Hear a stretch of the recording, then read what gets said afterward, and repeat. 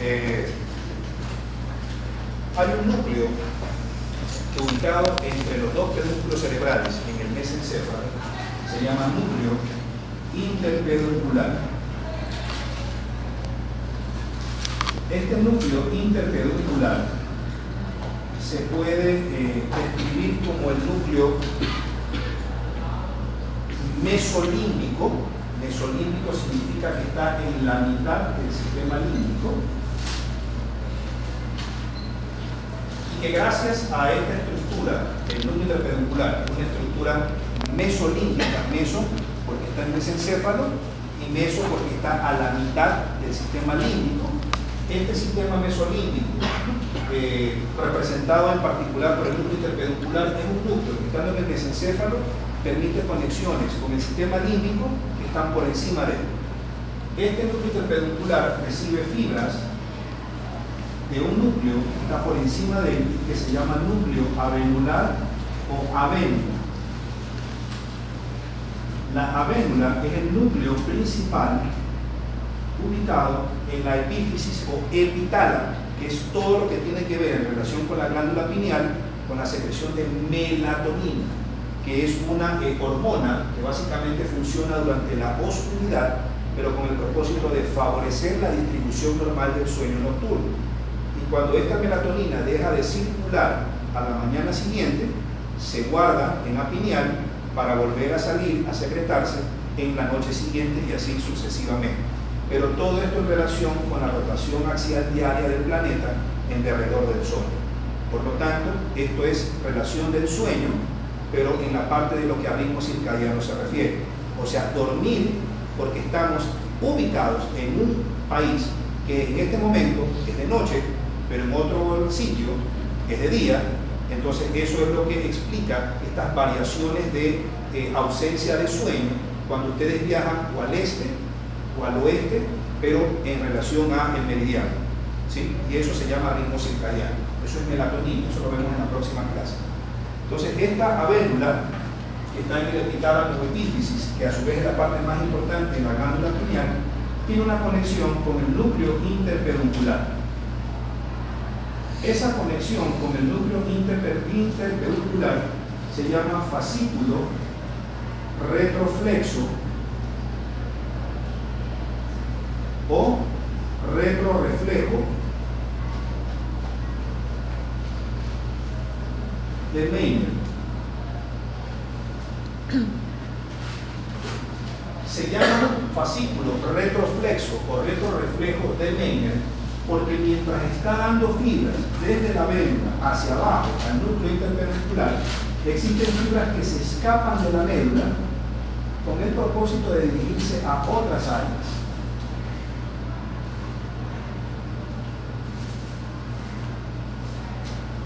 ¿Cuáles son esas otras áreas? La sustancia gris periacueductal, el núcleo tegmentario ventral, o sea, el área tegmentaria ventral que vimos hace un rato, y los núcleos tegmentarios dorsales, que serían los núcleos dorsales del ráfago. Pero a su vez, en el hipotálamo existen dos áreas. Una que se llaman cuerpos mamilares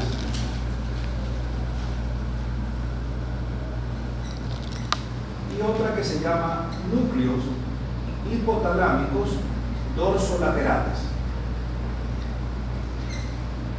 Los cuerpos mamilares se proyectan al núcleo tegmentario ventral y al núcleo tegmentario dorsal. Como son conexiones entre los mamilares y el tegmento, a este fascículo se le llama fascículo mamilo tegmentario, que tiene que ver mucho con comportamiento sexual. Y el núcleo hipotalámico dorsolateral tiene conexiones con la sustancia gris periacueductal, con el núcleo tegmentario ventral, con el núcleo tegmentario dorsal con el núcleo interpeduncular.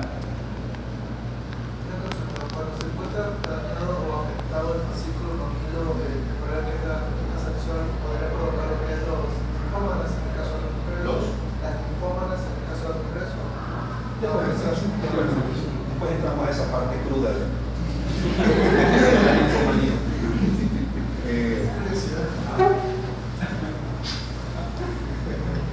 Una curiosidad muy lírica. Estas conexiones entre el núcleo hipotalámico dorsolateral y posterolateral, que es la misma vaina que secreta la hipocretina, pero también tiene otras funciones, esa unión con el tegmentario ventral, con el tegmentario dorsal, con el núcleo interpeduncular se llama haz longitudinal dorsal de Schultz.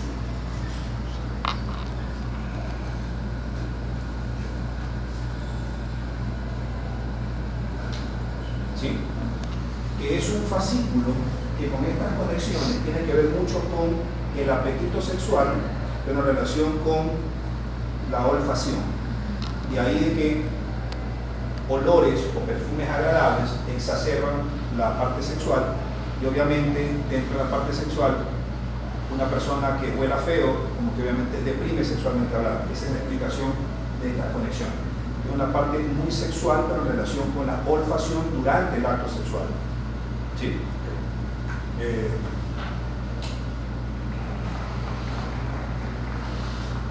Esto en relación a los núcleos tegmentarios. Vamos al núcleo del patético.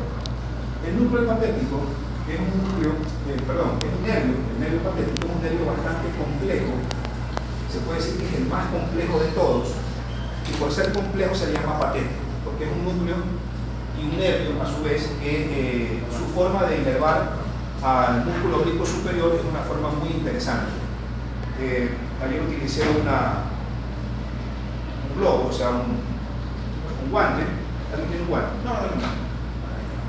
Imaginémonos que este es el globo ocular. Este es el globo ocular. ¿Sí? El globo ocular. Entonces, el globo ocular recibe la inserción siempre por delante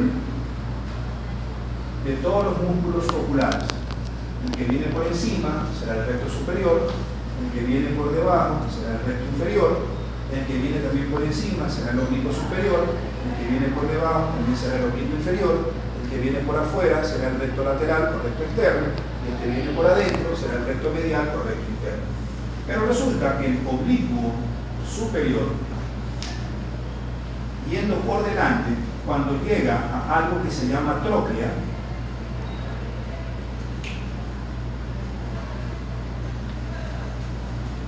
se puede decir que se trepa en la tróclea, y cuando se trepa cambia su curso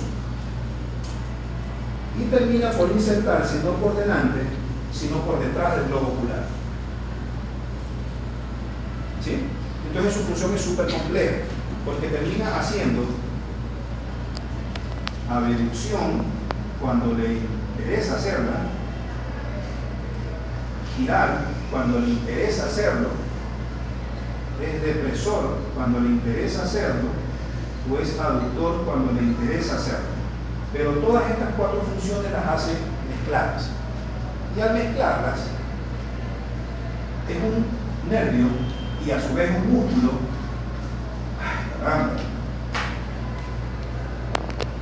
que rota hacia adentro el globo ocular, pero cuando está en abducción. Y dos, deprime el globo ocular cuando está en abducción. Repito, rota hacia adentro el globo ocular cuando está en abducción y deprime al globo ocular cuando está en aducción. En los gráficos que les voy a poner lo van a entender. Cuando ustedes miran a alguien en mirada primaria o mirada central, están viendo hacia adelante. O sea, están clavados en algo que se llama mirada central o mirada primaria. O sea, los ojos están ahí y ahí. Este es el ojo derecho, este es el ojo izquierdo. Vamos a rotar hacia adentro en abducción. Entonces, el globo ocular y el de acá, yo lo quiero llevar hacia dónde? Hacia la derecha. O sea, hacia mirada lateral o lateroversiva derecha. Entonces, al hacerlo, el ojo comienza a rotar.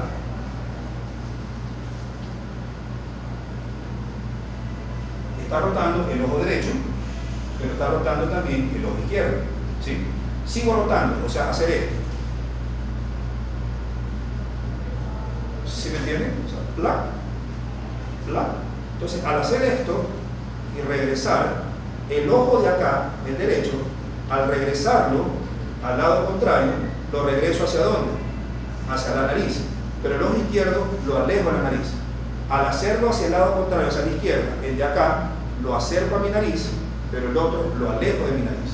De tal manera que en relación al ojo derecho, cuando comienzo a rotar el derecho en el sentido de hacia adentro, va pasando esto. ¿Sí? Estoy haciendo esto.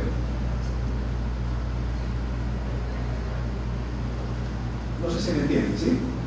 Con el propósito de llevarlo a la línea media, o sea, hacia la nariz. Lo sigo rotando y lo estoy rotando hacia adentro al ojo derecho y sigo haciendo esto. ¿Sí? Lo roto hacia adentro del ojo derecho en abducción, porque primero lo abduzco para luego rotándolo hacia adentro, llevarlo hacia dónde? Hacia la línea nasal. Por lo tanto, en relación al ojo derecho, la rotación es siguiendo las manecillas del reloj. Pero en relación al ojo izquierdo es lo contrario, es en relación contraria a las manecillas del reloj. ¿Sí? ¿Sí entendió la idea? Ok, eso sería lo primero. Y deprimir en abducción es eso. Este es el globo ocular, derecho e izquierdo. Asumamos que alguien tiene una parálisis del nervio patético en el ojo izquierdo, o que está dañado el músculo oblicuo superior a quien inerva el nervio coclear. Entonces, ¿qué es lo que hace? Lo obligo al paciente a ver hacia adentro el ojo izquierdo, pero hacia afuera el ojo derecho. O sea, mirar hacia dónde? Hacia afuera, pero hacia el lado derecho. Entonces, ¿qué pasa? El fulano hace eso. ¿Sí o no? Normal. Pero imaginémonos que el daño está en el ojo izquierdo, ya sea en el patético como nervio o en el músculo oblicuo superior. ¿Sí? Entonces, al hacer esto, ¿qué pasa con el de acá? Aquí está funcionando el recto externo del ojo derecho y acá está funcionando el recto interno del ojo izquierdo. Pero de repente le digo al tipo, mire para la derecha y para abajo, para la derecha y para abajo. O sea, hacen esto y para abajo. ¿Sí? Entonces, si hubiera un daño en el lado izquierdo, este de aquí, abduciendo, sí puede descender, pero el de acá sigue abduciendo, pero no puede descender. Por lo tanto, este de aquí que está sano sí puede hacer esto y hacia abajo, pero en cambio el de acá sí puede hacer esto, pero no puede hacer esto. ¿Sí?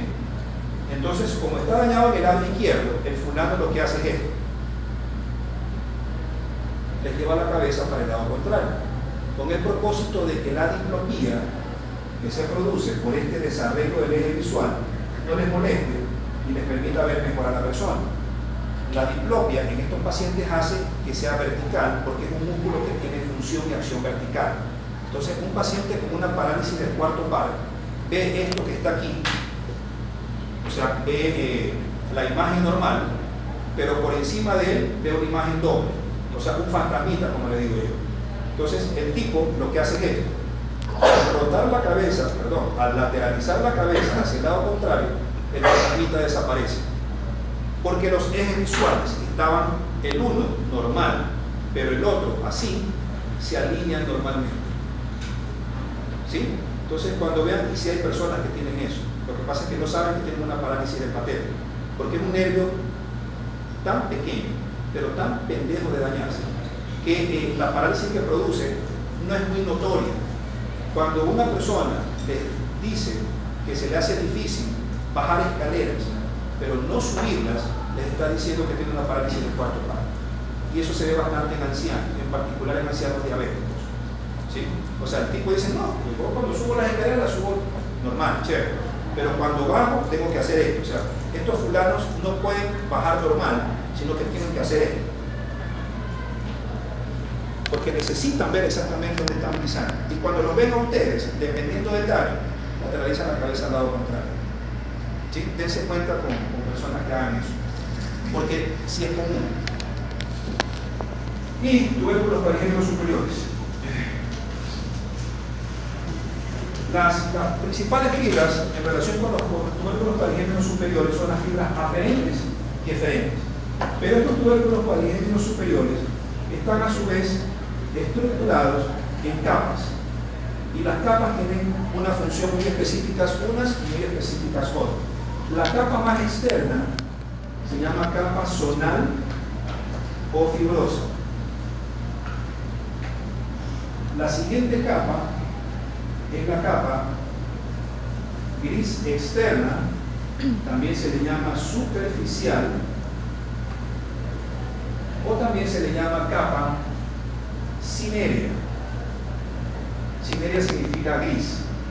La tercera capa es la capa blanca superficial, o también se le llama capa óptica.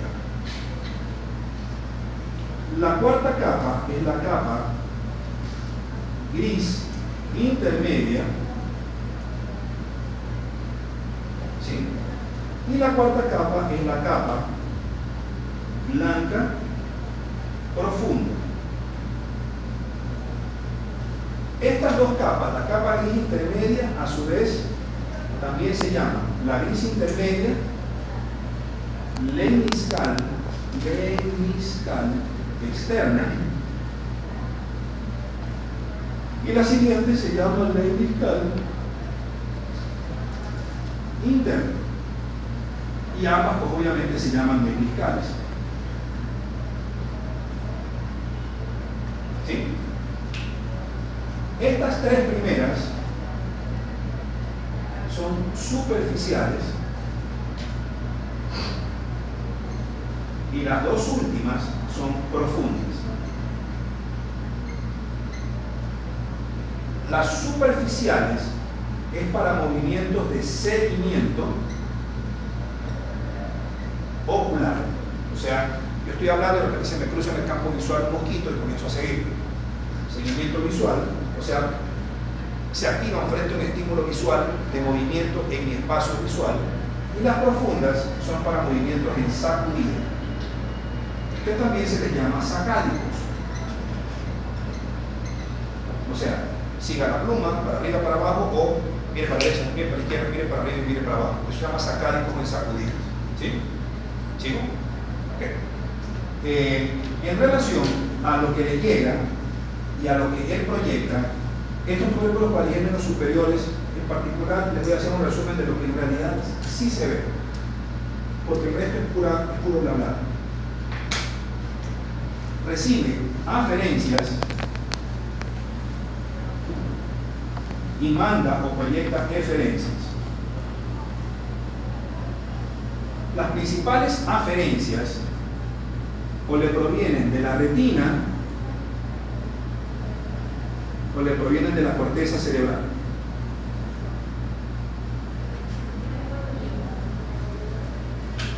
Las que provienen de la retina se van a llamar retinotectales y las que vienen de la corteza se van a llamar corticotectales.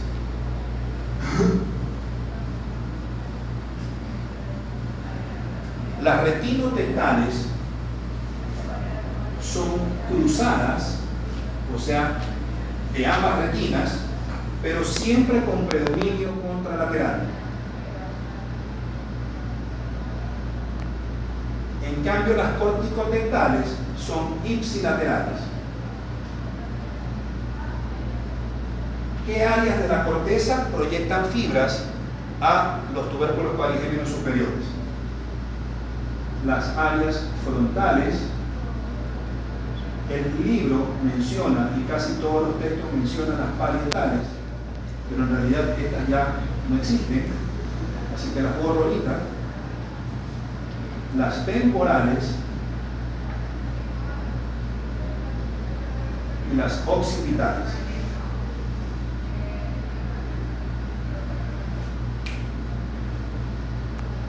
Sí, ahora, en términos generales, las más importantes son las retinotectales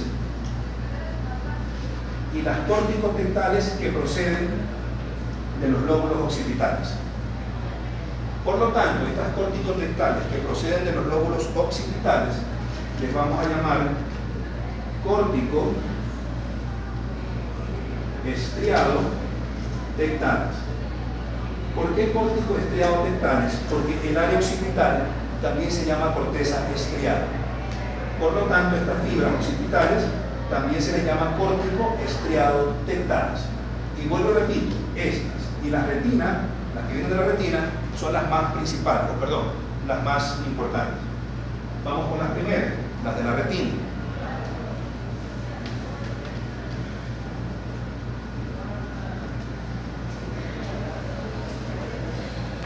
Yo adapté un gráfico para entenderlo mejor. Esto de aquí es un ojo y esto de aquí es mi otro ojo. Asumamos que este es mi ojo derecho o izquierdo y este es el otro ojo, no importa. Este es un ojo izquierdo y el ojo derecho. Cada ojo, visualmente hablando, tiene campos que se llaman campos visuales. Los campos visuales es todo lo que yo veo en relación a ustedes de mi retina para afuera. Y todo lo que yo veo en relación de mi retina para adentro se llama campo retinal. O sea, de mi retina para afuera, campo visual. De mi retina para adentro, campo retinal. Así de sencillo. Pero ¿cuál es la diferencia? Que lo visual, como yo lo veo a ustedes, mi retina lo ve todo rotado exactamente 180 grados. O sea, lo ve al revés. Y viéndolo al revés, lo cruza esa información en algo que se llama quiasma, de la siguiente manera como se lo voy a poner.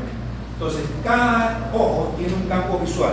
Este será mi campo visual en mi ojo derecho y este será mi campo visual en el ojo izquierdo. Pero cada ojo tiene a su vez dos mitades y cada mitad a su vez tiene dos mitades, o sea, 4 cuadrantes de un ojo y 4 cuadrantes del otro ojo. No sé si me hago entender. Entonces, visualmente hablando, mi lado externo temporal de mi ojo derecho y mi lado interno o nasal de mi ojo izquierdo va a ser mi campo visual derecho. Repito, imaginen mis ojos y los dividen en dos mitades, mi ojo de acá y en dos mitades, ¿ya? La mitad interna de mi ojo izquierdo y la mitad externa de mi ojo derecho va a ser mi campo visual derecho. Ok, vamos al otro lado. La mitad externa, o sea temporal, de mi ojo izquierdo y la mitad interna, o sea nasal, de mi ojo derecho va a ser mi campo visual izquierdo. Sencillo, ¿sí? O sea, la mitad esta y la mitad esta es mi campo visual derecho. La mitad externa de este ojo y la mitad interna de acá, mi campo visual izquierdo. Pero cuando eso se transforma o llega a mi retina, rota 180 grados. Con el propósito de ponernos de cabeza, pero obviamente ustedes no lo ven así, pero su retina sí. Ustedes lo ven normal, pero la retina lo analiza al revés rotando, exactamente 180 grados. Entonces, estos campos, a su vez, los vamos a dividir en cuadrantes.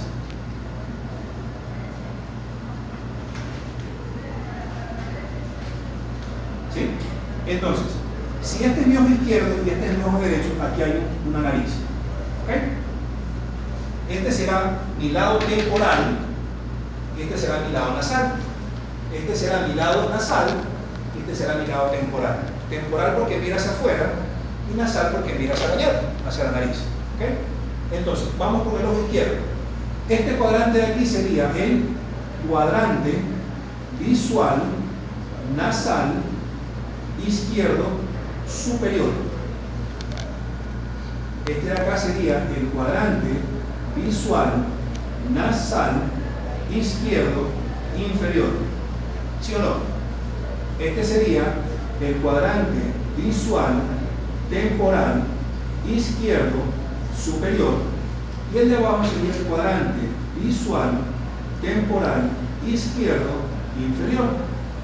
Lo mismo para el lado de acá, pero vamos a ponerle números para que entiendan lo que voy a hacer.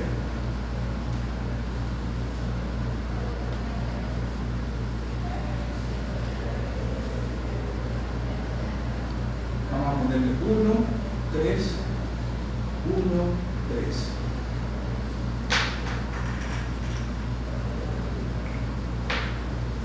Vamos a ponerle 2 y 4, 2 y 4. O sea, lo voy a dividir no en los dibujitos o en los colorcitos como está en el libro, sino para que lo vean como realmente sucede. ¿Sí?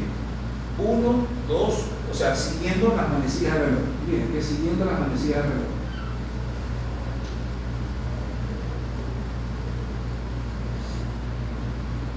Esto le sirve a los oftalmólogos para hacer exámenes de confrontación visual. ¿Sí? Entonces, cuando los campos visuales interpretan lo que ustedes ven, el que lo analiza realmente es la retina. Entonces, la retina está dentro. Entonces, la retina hace eso. Si esto es campo visual, esto de acá se llamará campo retinal. ¿Sí? La dividimos también en 4 cuadrantes. Y le ponemos números.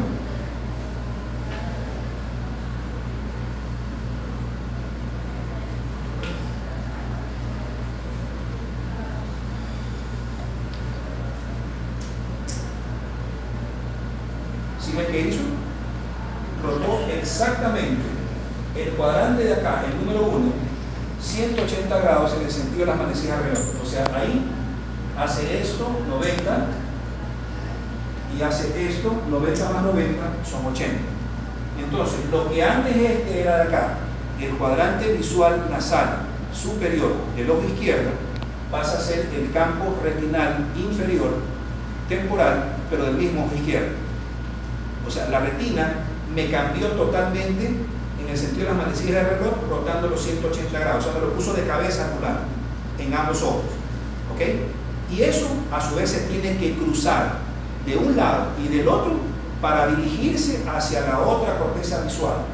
De tal manera que yo todo lo que veo visualmente de mi campo visual derecho se analiza en mi corteza visual del lado izquierdo. Y todo lo que veo en mi campo visual izquierdo lo analiza mi corteza visual del lado derecho. O sea, exactamente al revés. ¿Sí? Ok. Entonces, si esta retina, la retina da origen a un nervio. Este nervio será el nervio óptico. El nervio óptico termina y forma algo que se llama quiasma óptico. Y el quiasma continúa y se transforma en tracto o cintilla óptica.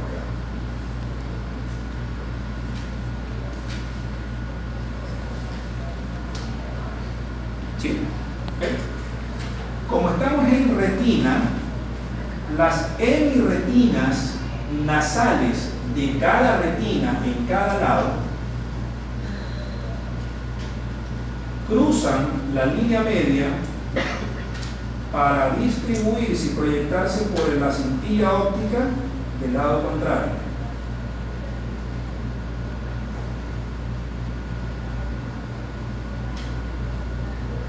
¿Sí? ¿Ok?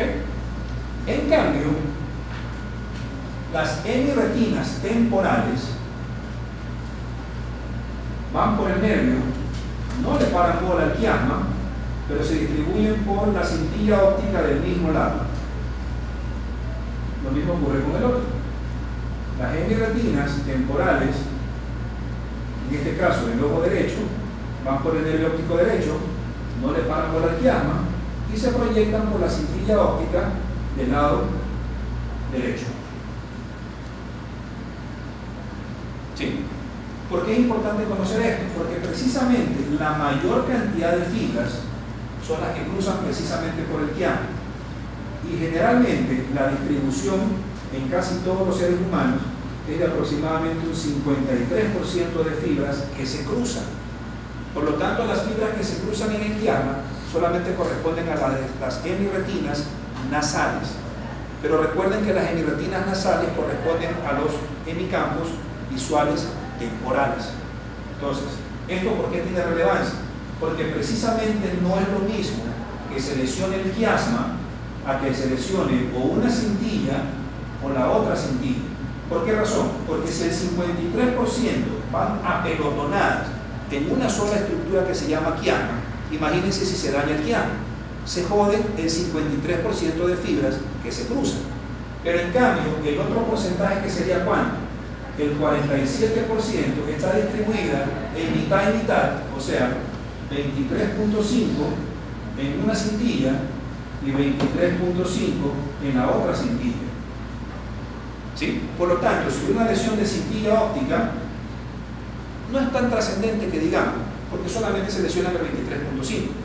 Si se lesiona al otro lado, no importa, porque se lesiona el 23.5, pero se está conservando el de aquí y el que quedaba de acá. Pero si se daña este, la gana. Entonces, ¿cuándo se suele dañar? Cuando precisamente una estructura que está por debajo de ella y que se llama hipófisis crece hacia arriba. Entonces, imaginémonos que esta es la silla turca. Yo soy pésimo para dibujar. La silla turca alberga en algo que se llama región celar una cosa que se llama hipófisis. Y en relación con la hipófisis están descubriendo los nervios, pero también el entrecruzamiento de las fibras del quiasma óptico. Los tumores de hipófisis, al crecer, crecen tanto que desbordan la región celar y se topan ¿con quién? Con el quiasma, y lo dañan. Y al dañarlo, dañan todo el entrecruzamiento de fibras. Entonces, esta persona, cuando les dice que no puede ver, y ustedes hacen un examen que se llama campimetría por confrontación, el fulano tiene visualmente en sus campos visuales anulación de todo lo que son los hemicampos temporales. Así es. O sea, el fulano solamente ve con la mitad interna del ojo izquierdo y con la mitad interna